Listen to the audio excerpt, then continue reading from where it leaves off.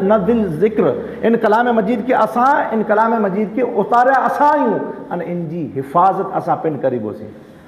तो दुनिया के अंदर माण्हू कोशिशूं करियो मौजूदा दौर के अंदर, ख़बर है हालात के अंदर जेको ॼणो चए तो हेतिरियूं आयतूं न खपे, हेतिरियूं सूरतूं न खपे, अल्लाह तबारक व तआला उनके इस्लाम में जाती कढी विधे। अने न ही इस्लाम जो रियो है न ॿारहं जो रियो है। दर दर जूं ठोकरूं खाए तो सोया आयो आहीं, सोशल मीडिया मथे नेरिया हूंदा। यादि रखो अल्लाह जी वॾी नेमत है।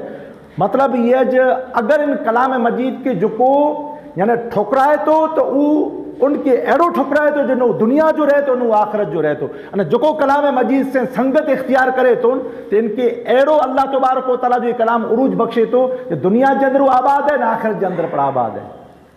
तो पाके नसीहतें जे रीतें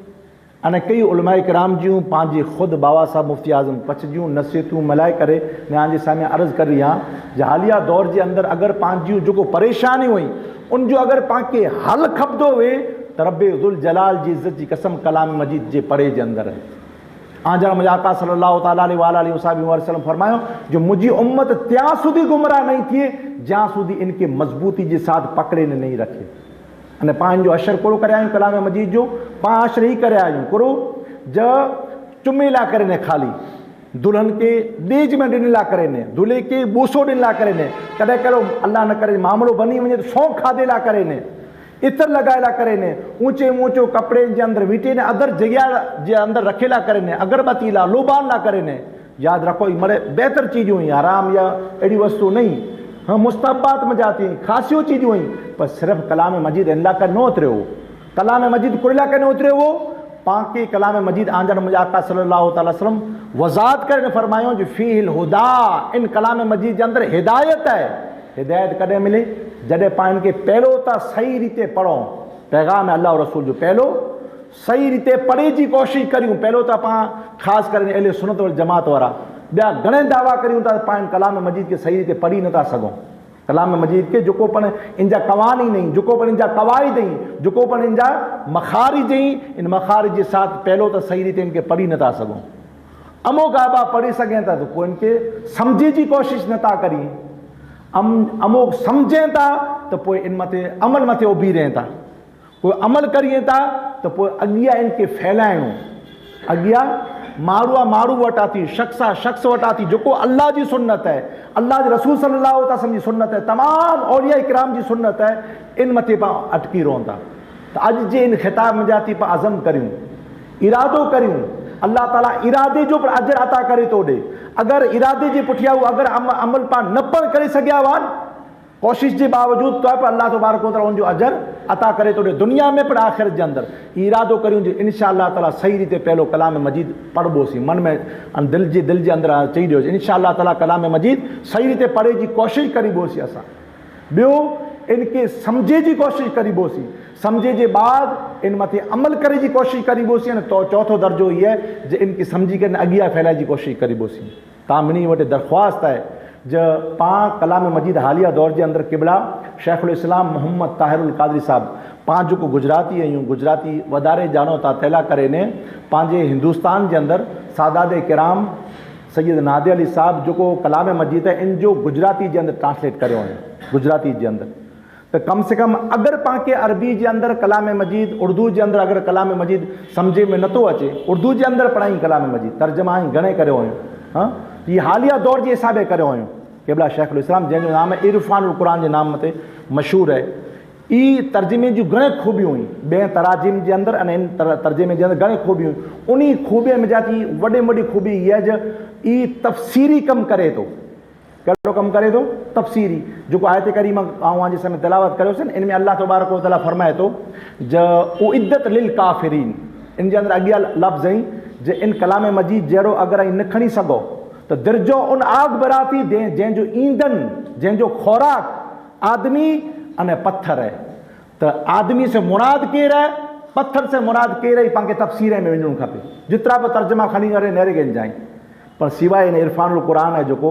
गुजराती के अंदर ट्रांसलेट है थोड़ा ॾींहं थियो है विमोचन पर रखे में आयो है वजो तो इन जे अंदर तफसीर जे वधारे ज़रूरत नथी पे उन जे अंदर ब्रैकेट लगाए करे ने काउंस लगाए करे ने ब्रैकेट लगाए करे जी वज़ाहत करे ॾिनो हुयो ज यानी आदमी से मुराद काफिर अने पत्थर से मुराद यानी बुत ताईं, काफ़िरनि जा बुत ताईं जंहिंजी पूजा करी था उहो जहन्नम जे अंदरि अल्लाह ताला रसीद करींदो। एॾी ताईं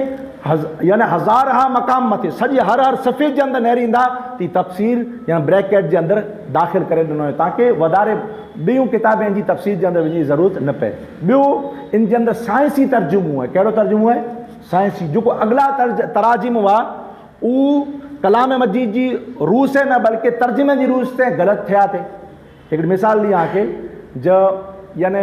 सूर लुकमान पढ़ जा छेलियूं आयतूं 5 छेलियूं आयतूं उनमें जा थी अल्लाह तबारक व तआला अमुक गैबे जो ज़िक्र करे थो, अमुक गैबे जो ज़िक्र करे थो जो उनमें ज़िक्र ही करे अल्लाह तबारक व तआला जे 5 गैब अहिड़ा आहिनि जेको अल्लाह ॼाणे थो, अल्लाह ॼाणे थो। सम्झ जा सुण जा नहरी आहे सूर लुकमान के। तो उनमें जा थी क़िबला शेखुल इस्लाम मोहम्मद तालुका साहब के अमेरिका जे अंदरि सवाल करे में आयो जो आंजो क़ुरान उहो ताईं सम्झनि तर्जुमो वग़ैरह न अरबी वग़ैरह त न सम्झे भई त आंजो क़ुरान ही चए थो जो यानी वरसात सवारे केतिरी पे वरी है, माँ जे रहम जे अंदरि पुरो है, छोकिरो है कि छोकिरी है, हाँ अने वग़ैरह और घणे उलूम जे बारे में इनजो इल्म अल्लाह ताला खे है। त अॼु हालिया दौर जे हिसाब में साइंस इन मक़ाम ते पुॼी चुकी है। वरसात के बारे में औंधाणियूं ॾिए थो, ख़ासि करे ने बच्चे के बारे में तो औंधाणी ॾिए थी छोकिरो आहे कि छोकिरी है। तो क़ुरान मजीद माज़अल्लाह अस्तग़फिरुल्लाह ग़लति थी रहियो आहे। तो क़िबला हुज़ूर चवनि था जो कलाम मजीद के अंदर ग़लती न है बल्कि तर्जुमे में ग़लती कुरे में है, तर्जुमे के अंदर है। ऐं थोड़ो समझी जी ॻाल्हि है। इन कलाम मजीद के गौर फ़िक्र करियो। अल्लाह तबारक व तआला इन कलाम मजीद जो मफ़हूम ये है जो अल्लाह ताला चए थो जो आउं ही 5 गैब जो कोई ॼाणा थो ई नफ़ी न करें जो ॿियो कोई नहीं जानी सके या ॿिए के आऊं नहीं जाना या इनकी नफ़ी न करें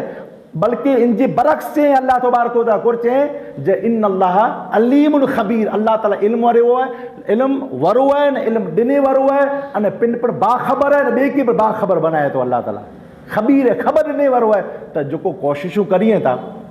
गैर मुस्लिम जो पर रब है न अल्लाह ताला तो जेको साइंसदान में जा थी जो पे गौर फ़िक्र करो तदब्बुर करो तो उनकी हिदायत मिले या न मिले। इन जे क़िबला शेखुल इस्लाम जे हथ जे अंदर डॉक्टर कीतुमूर के नेरो अड़ी तो ॿिया घणे अल्लाह ताला जैसे हिदायत अता करें तो वो कलाम मजीद जा जवाब जरा सुनी करे ने अल्हम्दुलिल्लाह कलाम मजीद के पढ़ी करे ने सुनी करे ने मुसलमान थी चुके हैं कलाम मजीद के अंदर। अने पाण जो आज समय अर्ज़ करियोसीं उन चक्कर के अंदर आहियूं। अचो यानी बेशक जो काफ़िर आहिनि इनके पढ़े था तो दुनिया के हिसाब से इनकी नेमत मिली थी वञे। आख़िरत के अंदर इन लाइ करे हिसो न आहे दुनिया में मोमिन लाइ करे न आहे आख़िरत के अंदर पैसो मोमिन लाइ करे न आहे। त अचो पाण अज़म करियूं जो पाण कलाम मजीद के पढ़ूं पढ़ी ने सम्झूं सम्झी ने इन मथे अमल करियूं अमल करे इनके अॻियां फैलायूं।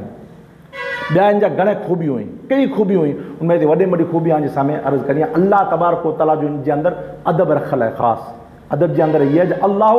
यस्तहज़िउ बिहिम व यमुद्दुहुम फ़ी तुग़यानिहिम यामऊन इन जो तर्जुमो खणी नहरगंज जा पंहिंजे सूर बकरा जे अंदर है आयत नंबर 15 है नहरगंज जा इन जे अंदर है अल्लाह तबारक व तआला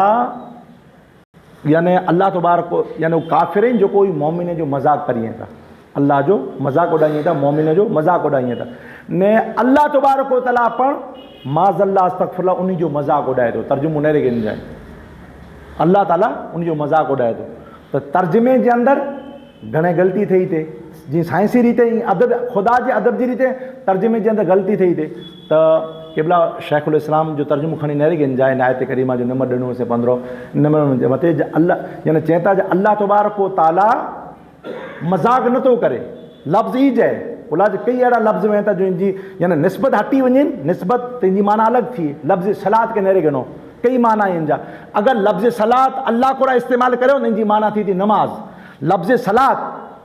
सलात अगर हुजूर को निस्बत करो इनकी माना थी दुरूद। लफ्ज़ सलात अगर आम पा इंसान इन को अगर निस्बत करूँ तो इनकी माना थी रहमत। अगर ये लफ्ज़ सलात पखी परिंदा इन को निस्बत करूँ इनकी माना थी तस्बीह तहलील माना फ़र्क़ु थींदो वञे। तो ये लफ्ज़ अगर अल्लाह को इस्तेमाल थिए थो इन जो माना मज़ाक न है बल्कि इन जो माना थिए थो जो मज़ाक करे मोमिन जो मज़ाक करे अल्लाह जो अल्लाह ताला उन जे मज़ाक की उनके सज़ा दे तो अल्लाह उन जी मज़ाक की सज़ा दे तो वारे तफ़सील नहरगंज जा कुरान मजीद के अंदर। बो आख़िरी जुमलो अदब मुस्तफ़ा तर्जुमे के अंदर पूरो है जितरा पाण के 250 की जगह के आस पास आके मक़ाम अड़ा मिलता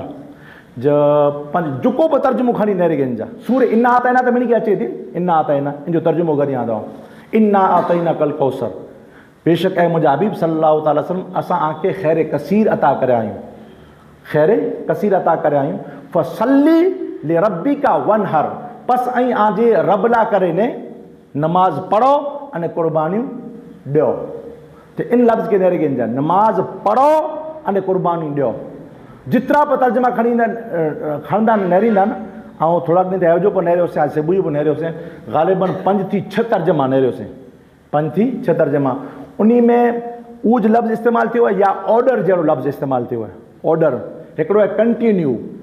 हिकिड़ो ऑर्डर ऑर्डर जो माना ई थी सघे थो जो उहो पहिलो कमु करे थी या न थी करे अहिड़ो लॻे पाण पाणी भरे तेन थी मोर काजे न थी भरे उबो थी मतिलबु आहे जो वेठो उहो या लेटियो थिए या उहो अमल पहिलो करे ते नथी करे हाणे हीउ अमल करी जंहिं कोई चए अमल करी जंहिं त थी सघे थो अहिड़ो इन जो माना ई निकिरे जो पहिलो उहो कमु करे थी या न थी करे त अहिड़ा कलाम मजीद जे अंदरि घणेई जॻह मथे हुज़ूर सल्लल्लाहु अलैहि वसल्लम खे चई में आयो ऐं मुंहिंजा हबीब सल्लल्लाहु अलैहि वसल्लम इस्तिक़ामत इख़्तियार करियो इस्तिक़ामत जे अंदरि रहो आई त जहिड़ा ई तर्जुमा आया आहिनि त क़िबला हुज़ूर पौणा 200 जॻह मथे नरेगन जे इरफान क़ुरान जे अंदरि तर्जुमा करियो हुयूं हिन आयत करीमा के त मिनी मरे पुॼी वेंदा कई इन्ना आतैना कल कौसर फसल्ली ले रब्बिका बस ऐं आजे रब ला करे नमाज पढ़ो अने कुर्बानी ॾियो